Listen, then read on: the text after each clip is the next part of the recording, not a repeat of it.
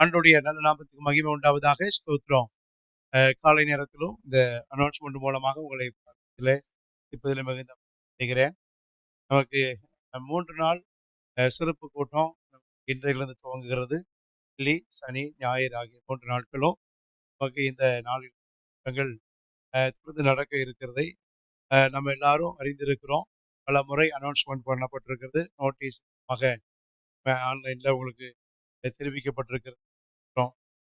இந்த சிறப்பு கண்டிப்பாக எல்லாரும் பங்கெடுக்க வேண்டும் என்ற நோக்கத்தோடு கூட உங்களுடைய ஆவிக்குரிய வாழ்க்கையின் வளர்ச்சிக்காக நீங்கள் விசுவாசத்தில் பெறப்பட இன்னும் தேவனுக்காக அர்ப்பணத்தில் வளர்ந்து ஆண்டோடைய பாதங்களை சோதனை இந்த 3 நாட்கள் கூட்டத்தை நீங்கள் பயன்படுத்தி பாஸ்டர் எபி தாமஸ் அவர் வர்றார். பாஸ்டர் இப்போ சுதாகர் அவங்க வந்து அவர்கள் வந்திருக்கிறார்கள். நிச்சயமாய் ஆண்டவர் அவர்களை நமக்கு ஆசீர்வாதமாய் பயன்படுத்த ஒரு சுத்தமான பிரசங்கியார் பாஸ்டர் எபி. இவ்வளவு அவர் நல்ல தீர்க்கதரிசியும் கூட. கண்டிப்பா இந்த நாட்களில் உங்களுடைய காரியத்தை ஆண்டவர் அறிந்து ஆண்டவருக்கு மகிமை உண்டாகட்டும். ஸ்தோத்திரம். நம்முடைய பிள்ளைங்க ஆவிக்குரிய வாழ்க்கையில வளரணும். வீட்டில் இருக்கிற வாலிபர்கள் வளரணும். ஸ்தோத்திரம். ஒரு கூட்டம் அந்த மாதிரி கூட்டங்கள் வருவதில் ரொம்ப சும்மா இருந்தாலும் வீணா நேரம் செலவிட்டாலும் மாதிரி கூட்டங்களுக்கு வருவதற்கு அவர் ஆர்வம் காட்டுவதில்லை. இதனுடைய விளைவாக பிள்ளைகள் உலக பிரகாரமாக வாழ்ந்து வருகிறார்கள். பாவங்களுக்கும் வாழ்க்கையில அவர்கள் இதை செய்வது அப்படி நம்ம சத்தியதுனால தீமை செய்து பாவம் செய்து வாழ்க்கையில் உலக மக்களை சாபங்களை வாழ்க்கையில் ஆசீர்வாதத்துக்கு பதிலாக தீமை அவர்கள் வருவித்துக் கொள்கிறார்கள். அப்போ நம்ம பிள்ளைங்க ஆசீர்வாதமா இருப்பதற்கு ஸ்தோத்திரம் நம்ம வந்து அந்த அறிவித்து அவர்களை நடத்தினால் அவன் இப்படி பாவங்களுக்கு விலகி வாழ்ந்தால் ஆசீர்வாதம் என்று அவர்கள் உணர்வார்கள். பிள்ளைங்களுடைய எதிர்காலம் ஆசீர்வாதமா இருக்கும். பெரியவர்கள் பார்க்கிறேன். முதியவர்கள்லாம் ஸ்தோத்திரம் காலங்களில் நீங்க கண்டிப்பாக ஆண்டவரை அறிவதற்கு நிறைய நேரங்களை செய்யணும். உங்களுடைய நேரங்கள் வீணாகக்கூடாது. நேரங்களை வீணாக்காதீங்க. பரலோகம் என்று ஒன்று இருக்கிறது. அந்த பரலோகத்திற்கான தகுதிகளை நீங்கள் உருவாக்கணும். டிவி சீரியல் அங்கே உட்கார்ந்து பேசுறதெல்லாம் முதியவர்கள் நிறைய வாழ்க்கையில் நான் பார்க்கிறேன். உட்கார்ந்து வீணான நேரத்தை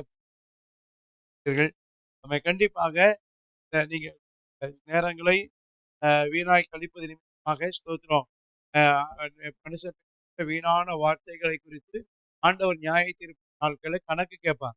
நீங்க நினைப்பீங்க நம்ம உட்கார்ந்து யாரெல்லாம் பார்த்து தப்புன்னு நினைப்பீங்க. ஆண்டவர் அறிஞ்ச பின்னாடி உலக பிரகாரமாக ஸ்தோத்திரம் மற்றவர்களை குறித்து காரியங்கள் எல்லாம் உட்கார்ந்து வீதியில் உட்கார்ந்து வீட்டில் உட்கார்ந்து நியாயத்திற்கு கணக்கு கேட்பார். அப்படிப்பட்ட நேரங்களை செலவு பண்ணவே கூடாது.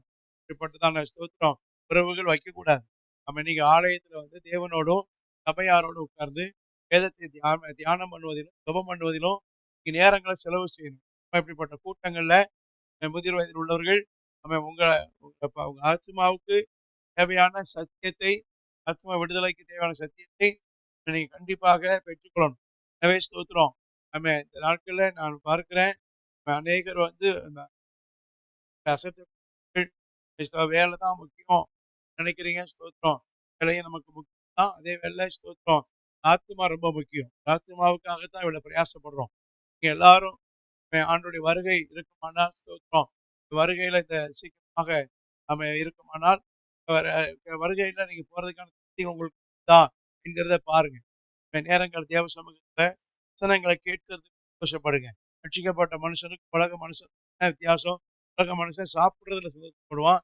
அவன் ஊர் சுற்றி பார்க்க சந்தோஷப்படுவான். அவன் உட்கார்ந்து ஸ்தோத்திரம் கண்கண்ட காட்சிகள் திரையரங்கத்துக்கு போற சந்தோஷப்படுவான். சொந்தக்காரங்க வீடுகளில் போய் உட்கார்ந்து நேரத்தில் செலவு செய்து சந்தோஷப்படுவான். இப்படி மனிதர்கள் உலக பிரகாரமாக ஸ்தோத்திரம் சந்தோஷப்படுவார்கள். ஆனால் ஒரு ஆவிக்குரியவன் கண்டிப்பாக ஸ்தோத்திரம் அவர்கள் ஆத்ம நம்ம ஸ்தோத்திரம் மீட்படையத்தக்கதாக வசனங்களை கேட்க பிரசனத்தை அனுபவிக்கிறதுல தேவ சமூகத்துல கூடி வருகிறதுல நம்ம கண்டிப்பாக அவர்கள் ஆசைப்படணும். காரியங்கள் ஆசைப்படணும். அப்பதான் நீங்க சரியான ஆவிக்குரியவர்கள். இல்லை என்றால் நீங்கள் ஆமிஷத்துக்குரியவர்கள் என்று தேவனால் தீர்க்கப்படுவீர்கள். தேவன் உங்களை ஆவிக்குரியவர்களாக அல்ல, ஆமிஷத்துக்குரியவர்களாய் பார்ப்பார்.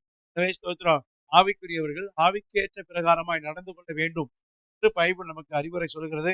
எனவே ஸ்தோத்திரம், உங்களுடைய வாழ்க்கையில நம்ம பெற்றோர்களே இப்படிப்பட்ட கூட்டங்கள் உங்க பிள்ளைங்க இருக்காதனால இன்னைக்கு ஸ்தோத்திரம், பிள்ளைங்க வாழ்க்கையில இவர்கள் தவறான பாதைகளை மேல் சாபங்களை வருவித்துக் கொள்கிறார்கள்.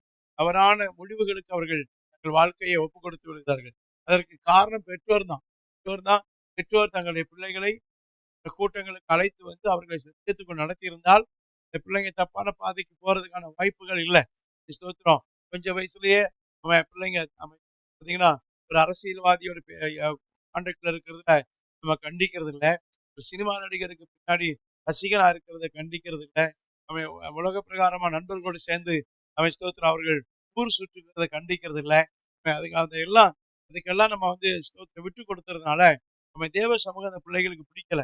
இதெல்லாம் அவங்களுக்கு இனிப்பா இருக்கிறனால இது கசப்பா இருக்குது. கண்டிப்பாக அதை குறித்து பேசணும். ஒவ்வொரு பெற்றோருக்கும் அவர்கள் தலைமையில் இருக்கிற கடமை என்னவென்றால் பிள்ளைங்களை ஆவிக்குரியவர்களாய் மாற்ற ஸ்தோத்திரம் உங்களுடைய முயற்சி மிக முக்கியம். சபையில இப்படிப்பட்ட கூட்டங்கள் நடக்கும்போது பிள்ளைங்களை ஸ்தோத்திரம் நீங்க வலுக்கட்டாயமாக இழுத்துட்டு வாங்க. ஒரு கூட்டம் 2 கூட்டம் கஷ்டத்துல வலுக்கட்டாயமா வருவாங்க. ஆனா ஆண்டவர் அவர்களோடு பேசும்போது, ஆண்டவர்களோடு கிரியை செய்யும்போது அவர்கள் திரும்ப நாட்கள்ல அவர்கள் உள்ளபூர்வமாய் கூட்டங்களில் பங்கெடுக்கக்கூடிய ஆண்டவருடைய தொடுதலை பெற்றுக் கொள்வார்கள். நிச்சயமாய் இந்த 3 நாள் கூட்டத்தின் மூலமாக தேவன் நம்மளோடு கிரியை செய்வாராக. அபிஷேகம் வராதவர்கள் சனிக்கிழமை காலையில் அபிஷேகம் பெற கூட்டத்துக்கு வந்து பங்கெடுங்க, உபவாசத்தோடு பங்கெடுங்க.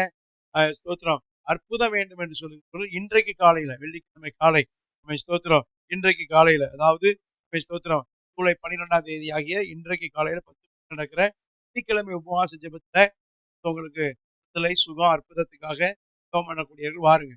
சனிக்கிழமை காலையில ஹீலிங்காக பிரேயர் இருக்காது. அபிஷேகத்துக்காக மட்டுமே இந்த நேரங்களில் அபிஷேக ஆராதனை நடத்தப்படும். ஸ்தோத்திரம், வெள்ளிக்கிழமை மாலையிலும் சனிக்கிழமை மாலையிலும் சிறப்பு கூட்டம் உண்டு. கேர்சல்ல பங்கு பெறுகிறவர்கள், தாமோலியத்தில் பங்கு வீட்டுக்கு அண்டையில் இருக்கிறவர்கள் அவர்களை ஏராளமாக அழைத்து வாருங்கள். ஆண்டவர்களுக்காக ஆசீர்வாதங்களை கட்டிடுவாராக. God bless you. கர்த்தர் உங்களோடு கூட இருப்பாராக. ஆமென்.